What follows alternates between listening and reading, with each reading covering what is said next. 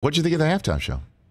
I thought it was great because I love that era. That's the end of what I call great music for like in my generation, the early 2000s, late 90s. And they were, it was amazing. I mean, they're just, it was awesome. They're iconic. It's insane how good. It did not sound as good in the stadium though until I got home and I watched on TV. Okay. I could get why, and it happens all the time. It happens. I hate, even though I know the guys that do it, it's hard to make those because it's not a concert. They got to set it up. You see, it's insane. It's insane, folks. I got to tell you, this is how I see halftimes in the stadium, and this is no flex or anything like that. It's just I've been fortunate to cover these games, 19 in a row now. I've covered 19 straight Super Bowls. Knock on wood. There'll be a 20th and more to come. You know, but I see them in the stadiums.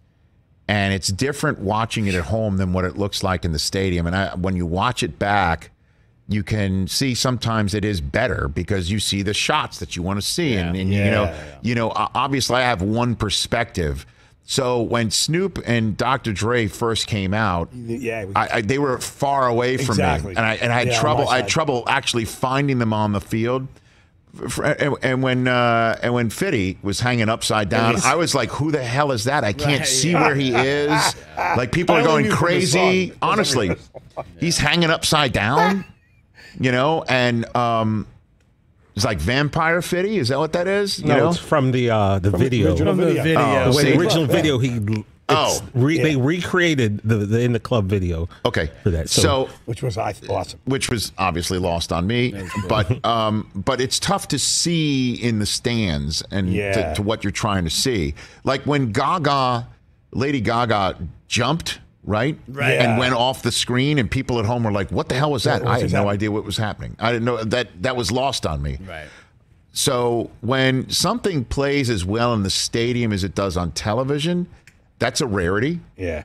Last night was one of them, man. Yeah. Last night was the best to be played, the best in the stadium as it was on TV since Prince. For me, since that Prince halftime, that was incredible. I agree. In the stadium, and people in the stadium lost it. It was awesome. Oh, when they were, because it's L.A.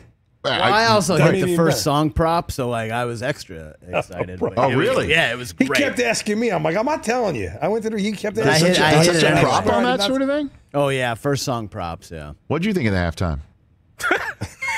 DJ, what are you laughing about? You haven't said a word yet. I mean, I am hip hop. Of course, I loved it. I know you are, but I want to. It was great. Okay, here's the deal. It was too short.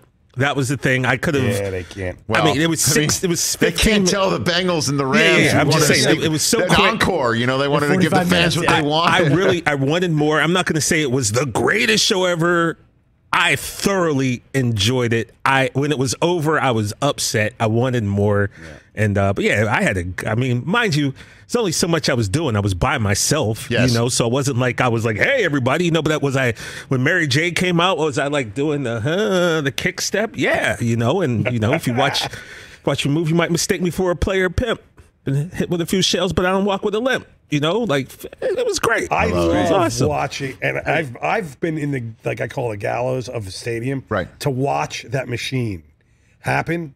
I don't know if you've ever done that at any of the Super No, Bowls. I've been in the stands, but it is. I Instagrammed it out and I tweeted it out it's of what insane. as soon as the halftime was over and everybody's like, you know, going crazy, standing ovation and lights are flashing. I took a picture of it, and then I took a picture of kickoff of the second half. That scene between the end of overtime and the beginning of, and literally toe meeting ball, Bengals getting the ball sent in their direction, was 7.5 to 8 minutes in real time. Oh, you mean the end of halftime, not overtime? Yeah, but I say. I thought you said overtime. Did I say overtime? I'm sorry, my bad. Okay. I don't know what time it is myself right now. Yeah, I was like, for the last.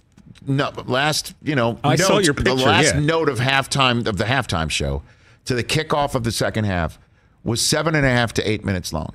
That set was amazing too. And that set was, like, to put it all together, and they roll it out, and they put it together, and then they roll it off, and then they have a game.